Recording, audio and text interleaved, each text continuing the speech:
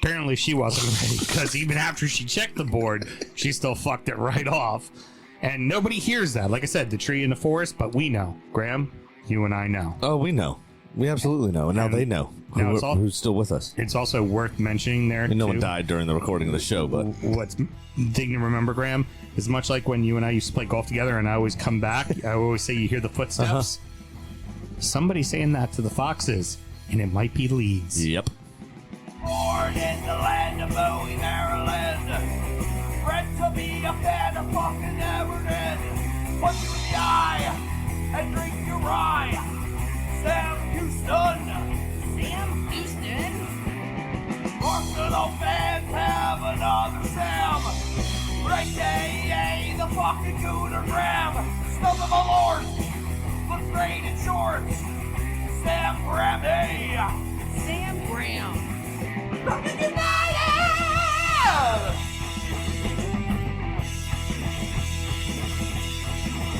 Fucking United!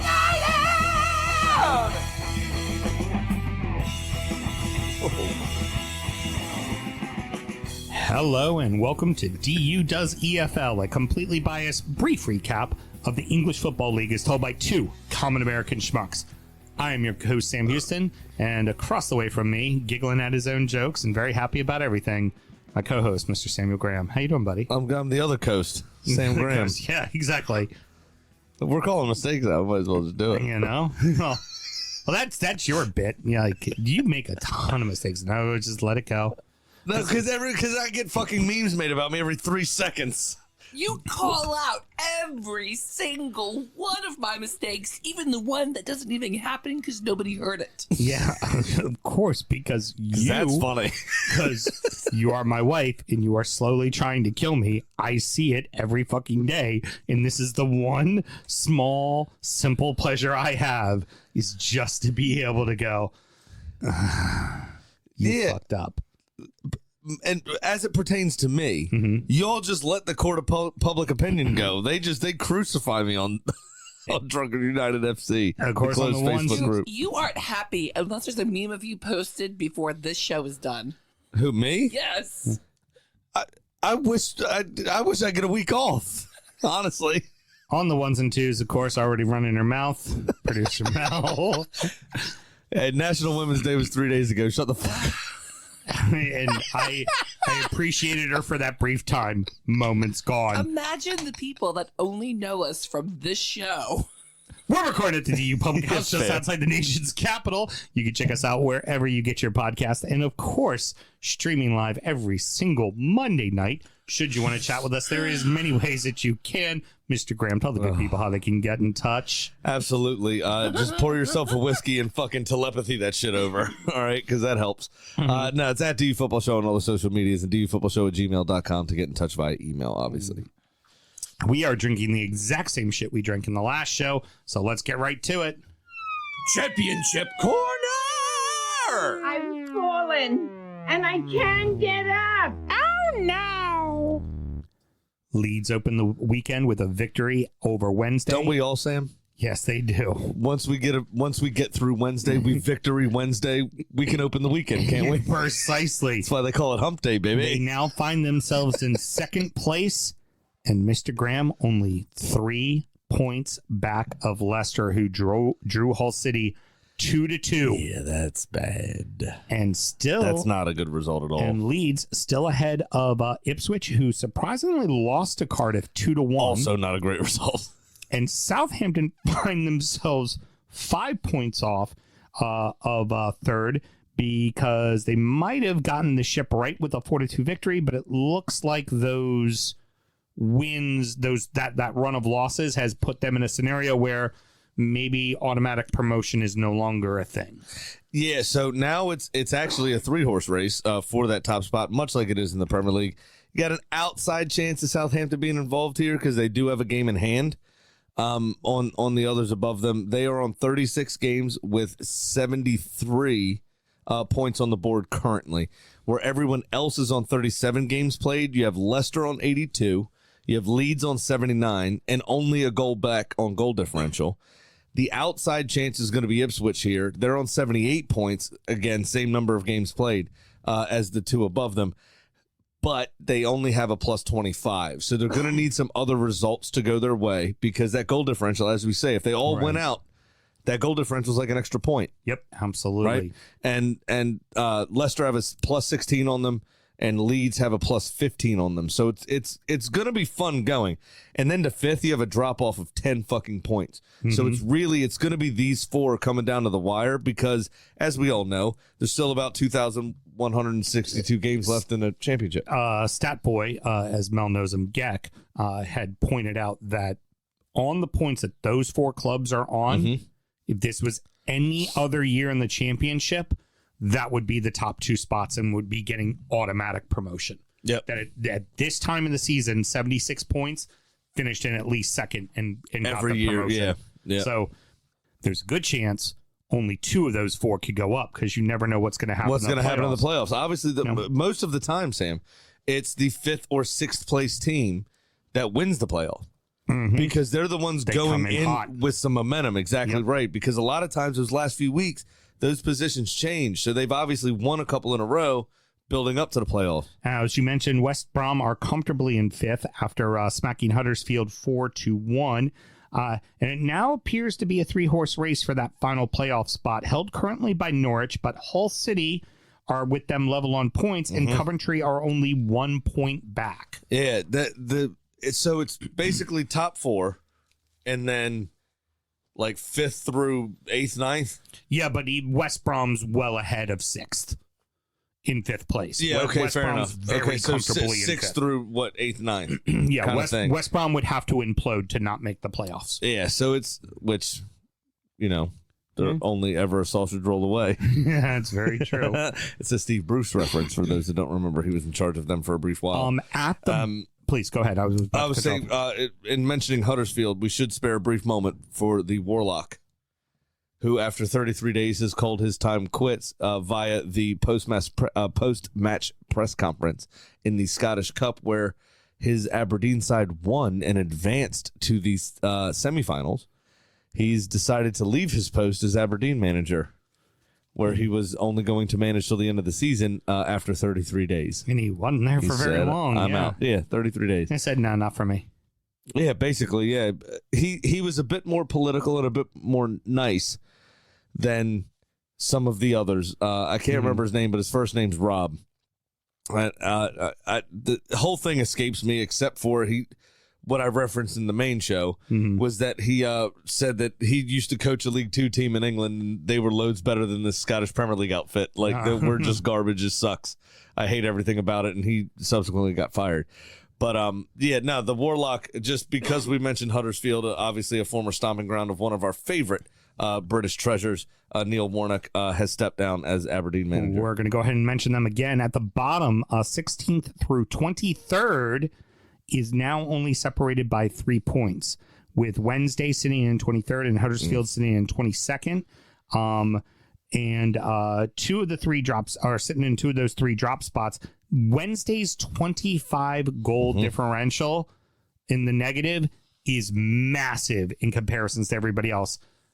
They're 10 behind everyone. Exactly. In that 16 to 23. So they're there. They're in the hunt as far as points go. They're only 3 out of being the everything goes the right way. They could be there, but that goal differential might very well come back to bite them in the ass from the start. 100% of the season. could. 100% could. All right. So moving on, Pompey drew 0-0 at Blackpool, and Derby County did get a win, which puts them 5 points back in League One. Bolton drew twice. Remember, we did mention them and Barnsley were playing in the midweek, and they are now even on matches with everybody else. And then Barnsley, after the draw with Bolton, were thumped by Lincoln City 5-1. Now, the final playoff spot appears to be a 3-horse race as well in League One, with Stevenage, Oxford, and Blackpool all separated by 4 points. Now, there's a 4-point difference between Cheltenham and safety, but it would appear that finally, the way it's looking, is that Wigan and Reading, despite all the points deductions, are probably going to be safe. Yeah, so there's a lot to unpack there, obviously. Of course. Wigan and Reading especially fucking don't deserve their, I don't think, to stay up again, they kind of annoy the piss out of me. Yeah. And very bad people have run that club into the fucking ground, essentially, which is because it's another financial thing that is, causing these points deductions and everything else. It's going to be an interesting race for the final playoff spot, obviously, with Stevenage, Oxford, and Blackpool. All of those clubs have been wishy-washy form all season. Mostly good, obviously, or else they wouldn't be in the position they're in. But they have dropped a game or two here or there that you wouldn't expect them to. And that could continue the rest of the season. Nobody seems to be on like a fucking mental hot streak. Right. You know what I mean? Where we've talked about, what was Southampton went 23 or 25 unbeaten or something, 24 actually, and still sit in fourth place. Right.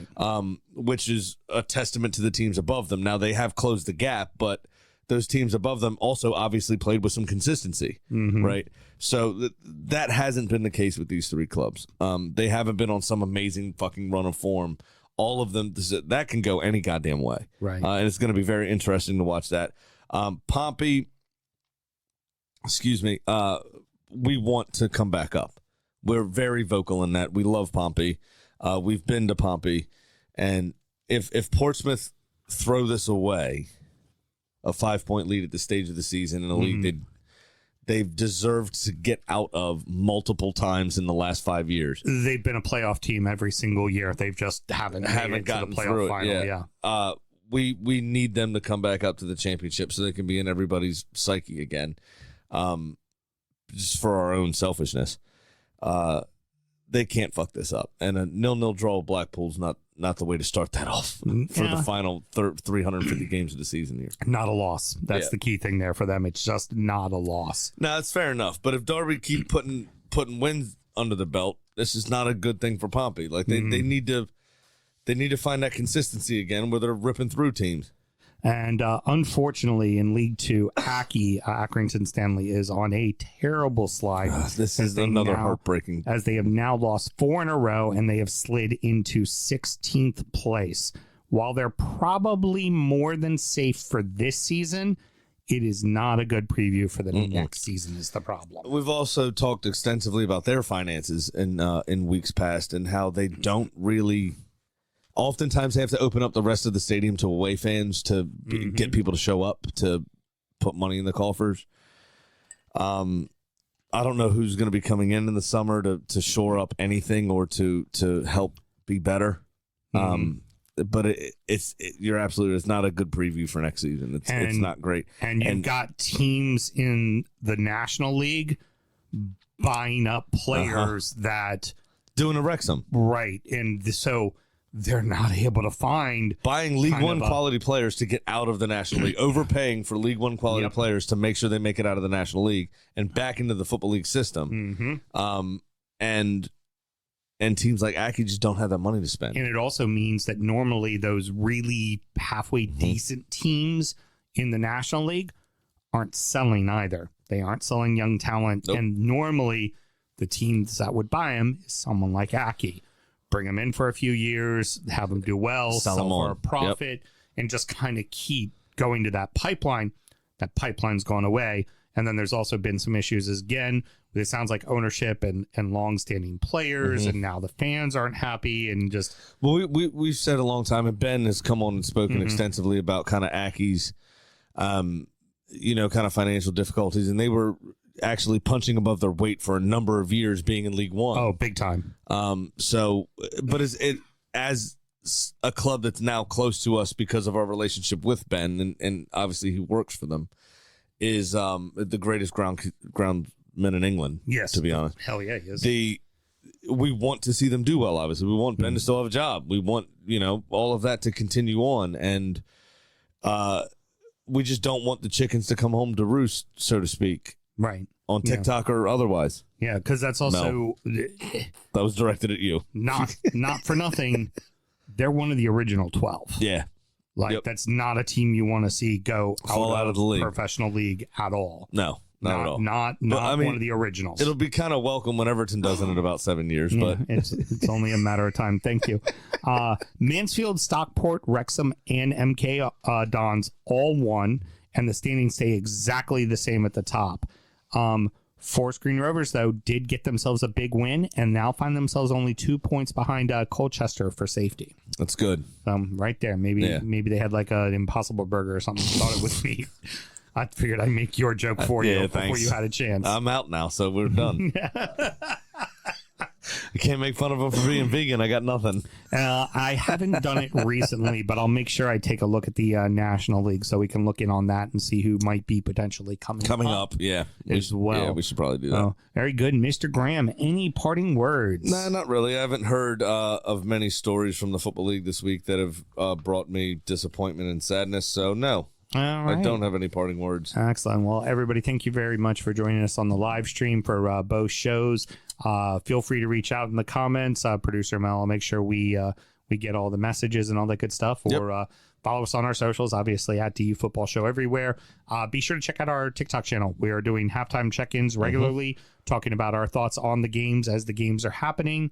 And sometimes we do little previews here of what's going to be happening and what whiskey we're going to be drinking and all that. Sometimes we go live when we're hanging out. Yeah, you know, precisely. if we watch a game together, occasionally we'll go live and just take questions. Yeah, which is fun. So be sure to follow. We love interacting with everybody. And if you are specifically someone that really, really loves a lower league club, reach out. Tell us about them. We'd love to know a little bit more because this is us checking score lines, watching a handful of highlights because we can't watch everything. We already I got 3 fucking kids. We already watch 10 fucking matches a week with the Prem. As much as I'd like to retreat into the basement and just watch soccer highlights, I can't. Especially you're a regular listener and you want us to talk about somebody a little bit more. Fucking help a brother out. We can make it a little easier to write a show. Yeah, definitely. 100%. Alrighty, everybody. Till next week.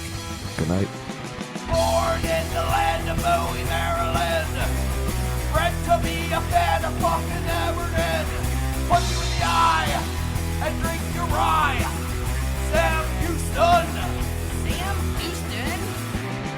Arsenal fans have another Sam. AKA the fucking Gooner Graham. Stump of a lord. Look straight in shorts. Sam Graham, hey. Sam Graham. Brooklyn United!